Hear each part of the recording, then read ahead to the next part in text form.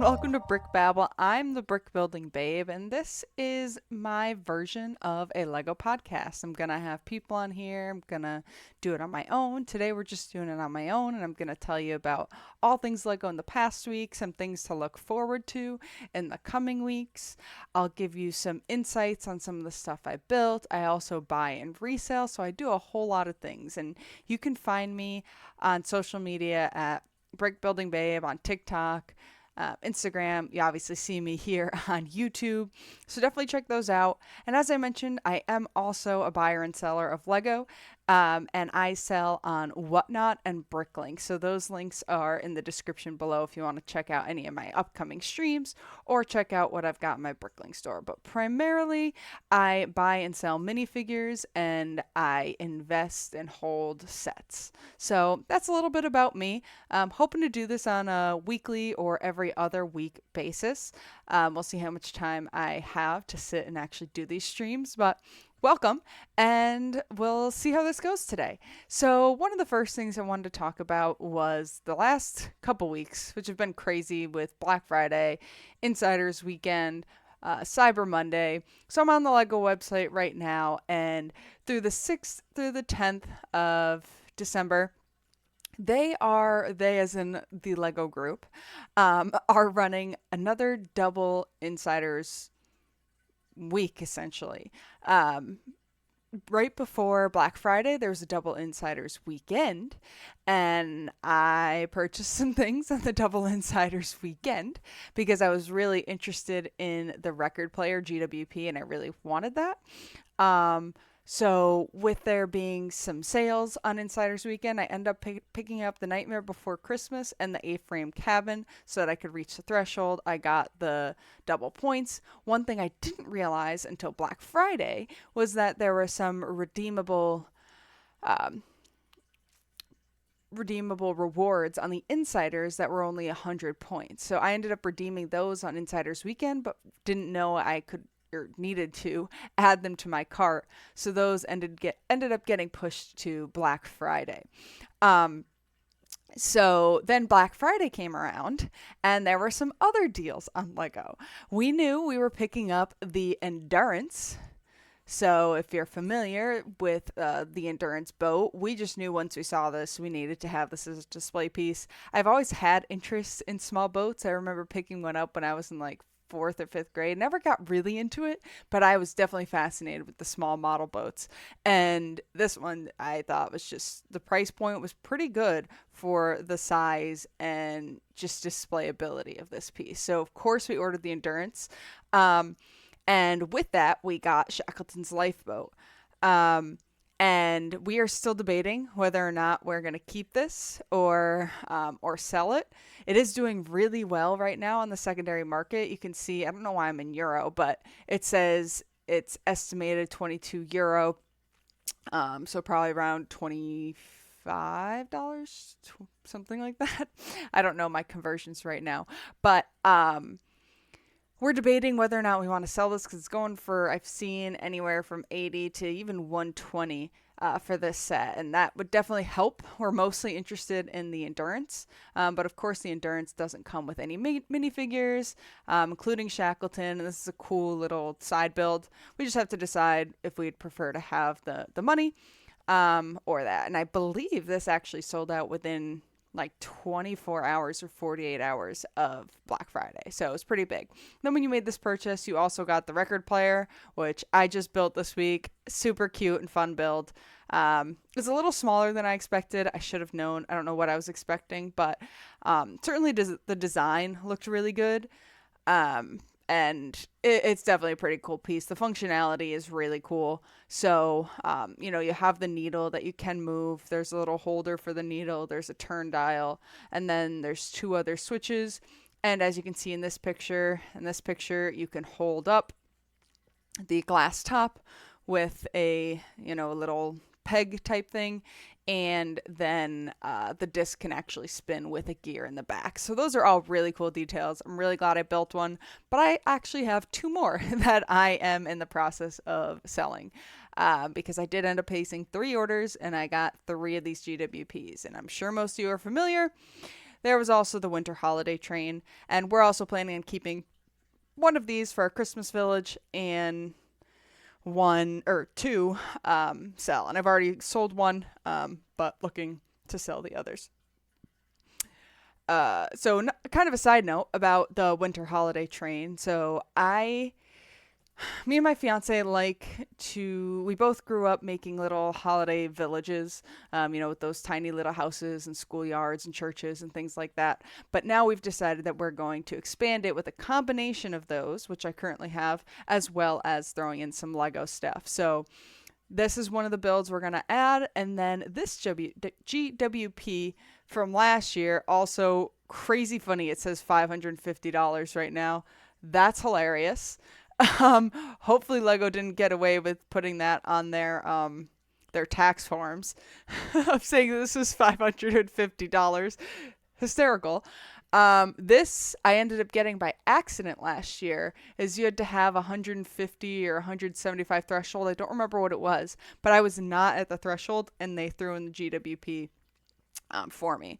And I was initially going to sell it, but now that we're making our little village, I'm kind of excited that I have this set to put it in.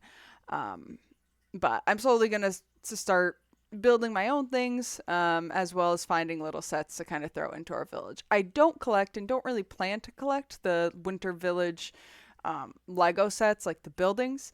I'm more interested in kind of the people and small things like that. One, I just don't have the room for it, especially with them being seasonal. I don't really want to bring them up and take them down frequently. There are some cool ones though, I'm not gonna lie. Definitely interested in some of them, but just at this time point, I don't have enough interest to actually purchase them and put them in our little town. So it's just gonna be the little buildings and then minifigure scale town and scenery. So that was Black Friday. Then, as I mentioned, I placed another order on Black Friday, and this is where I actually placed some investment sets. So I didn't actually pull those up, but I ended up picking up 5 of the Star Wars brickheads, the Phantom Menace brickheads. I ended up picking 3 of the Countach Speed Champions, which I got for about what were they, $11 or $12? So pretty good deal. I picked up 2, I think, the Cruella brickheads. And I think that's it to cover the threshold to get the extra GWPs that I will ideally sell again. So I'm sure over the course of the next few times that I have this Brick Babble podcast, I will talk about my investment strategies, what I'm learning, if I've sold anything, how long I've held it for. I definitely am more of a quick flip person than investment, but I'm like long-term investment. And I know those are 2 different things. So some people might comment and say, oh, if you're just flipping, within the year, it's not an investment. And to some extent, you're right. But I do now have a bunch of bins with sealed sets that I'm planning to at least hold till the end of retirement, which most of them are at the end of this year, and kind of see what happens in the long term. I only have a few sets that have retired in the last year, have not performed very well, but I got them at great prices locally from someone who was just selling on Facebook. So I ended up making a little bit of money. And a couple of those sets that we can talk about is the Star Wars trash compactor diorama. I was always iffy about the dioramas. I thought they were kind of cool. I'm not a huge Star Wars fan, so keep that in mind. But I thought this was going to be something that was collectible. And so far, we're not seeing that to be the case. And I think, and I heard this on another podcast or another talk or video, that part of the reason is because Star Wars fans like builds. They don't like scenes. They want ships. They want buildings even, but the scenes just don't do as well. And I think that's very similar for a lot of Lego. Like all the Marvel scenes, those aren't the most desirable. I like them. I'm a Marvel person, so for the most part, I want them in my collection. But they're different. They're not quite the eye-catching piece that a lot of these other things are. So I ended up selling one of those recently locally. I bought it for 35 again from someone locally, so a really good deal, and flipped it for 70 on Facebook. So none of the fees, not bad to double my money on that. The other set that I've been selling is something I bought last spring. So I will pull that up. I pulled that one up. Is the Millennium Falcon Holiday Diorama. So as you can see, it was on sale for $18. Um, this is something that was on the website for a while. It retails for 30. And I'm just looking for a little bit of cash right now. So this is one of the sets that is officially retired slash sold out. Um, and it's around the holiday season. I don't really feel like holding it for another year, which is when it's most likely going to sell. And I've actually sold 3 of them at $30.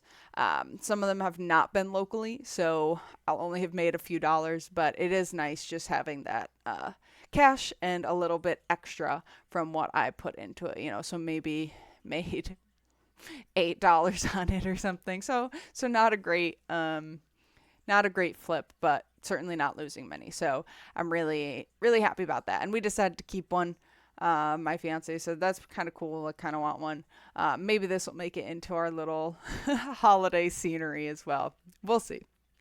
Um, all right. So that's kind of a brief little overview of kind of what I bought, what I've sold. I'm hoping over time I can make this a little bit more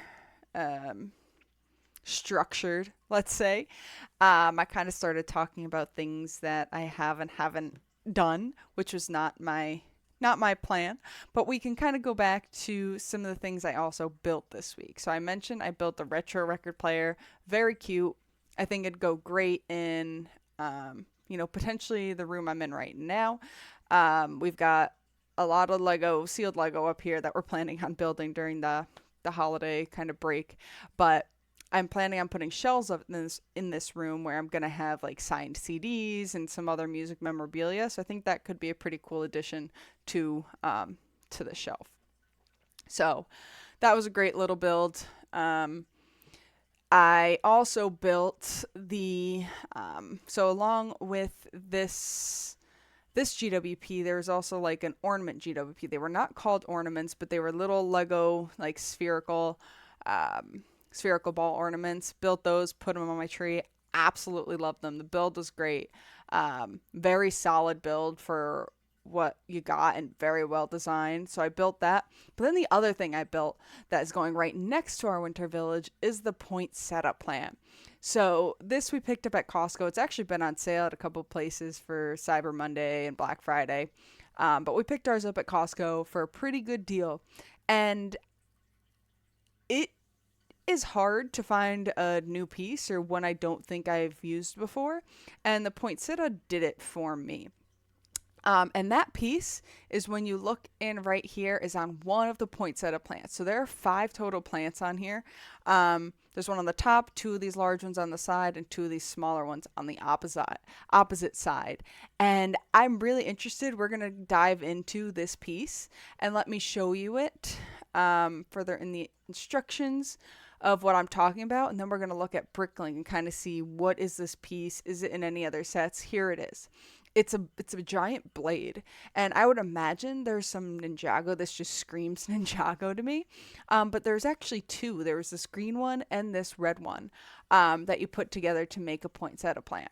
So if you're not familiar, you can go to Bricklink and pretty much find all the parts you need for any Lego set ever. And here we're going to take a look at, oh, look at that. Huh. So at least this color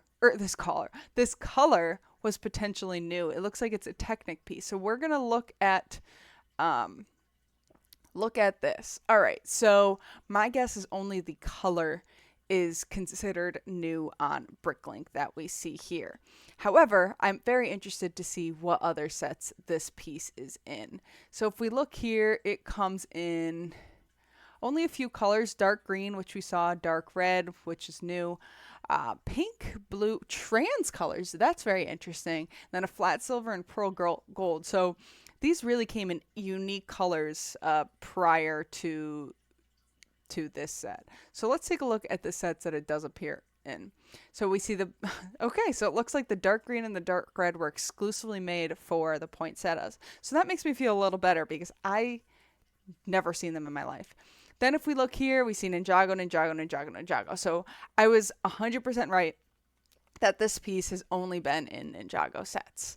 Have I seen, it's used as like a blade for the end of an arm, as a weapon. We see similar on the side.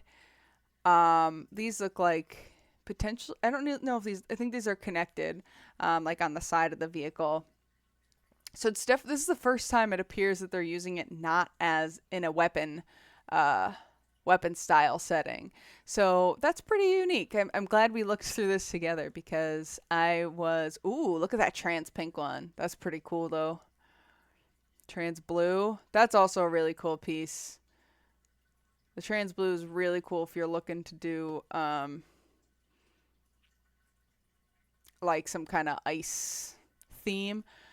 Also, I have a couple of these little cone things. If someone wants to tell me a little more about them, maybe we can look into them in the next podcast. But I have a couple of these that I picked up from a lot, and they're very interesting. I don't know if they're functional at all. All right, so this is like a decoration. I really like that color, the trans neon green.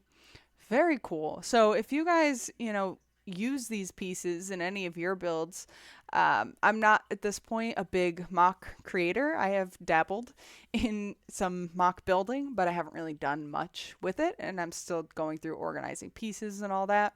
But if you've used this piece for anything other than in one of these sets, I'd be really interested to hear about it. The piece is a Technic 41125, and you'd only likely up until this point have them in these other few colors as opposed to these. So pretty cool.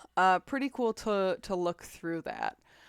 So yeah, I just want to bring that to your attention, that hopefully as I build, I can give some more either unique building technique that was done in a set or something like this, a new piece.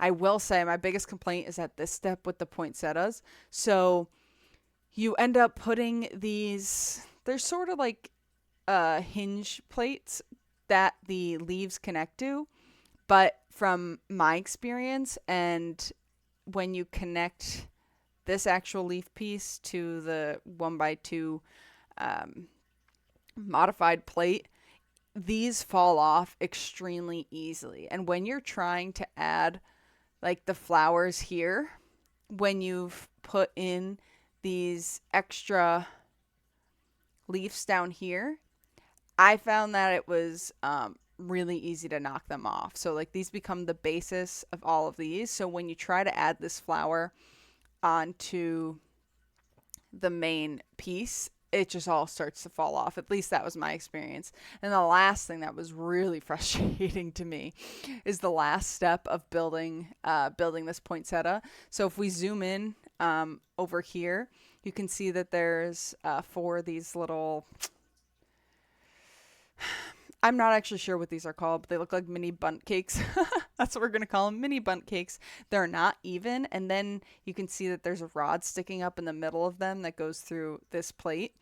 And then you put a bundt cake on a stud and try to sit it on top of this. And I really, really struggled initially to get it on. And I think part of it is making sure, you're probably not even going to be able to see on here, but being able to be sure if you can see this bundt cake, there's like a side that's higher and a side that's lower, is making sure all the lower ones are pointed inwards. So let me know if you have that issue. I finally got it on. You have to do this for basically all the flowers. So once I figured out that trick, it started to work.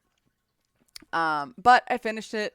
It was a little smaller than when I initially purchased it, but when I think about the price point, it's about exactly what I expected. So I also bought my mom one of these because she loves her poinsettia plants, and I thought this would be a fun little activity for us to do together. She's not really big into Lego, but I figured, and I think this is for a lot of people, when we look at the botanical set, it really brings in a lot of people that aren't really the biggest fans of Lego because you can display them and it doesn't feel like you're displaying a Lego piece. It feels like you're displaying sort of art in a way that's also, it's also flowers.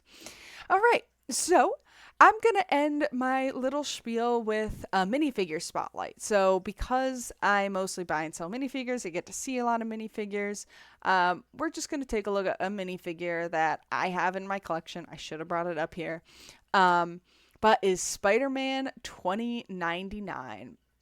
So, this came out in 2019, so not all that long ago. And it only came out in a single set. So, if you've watched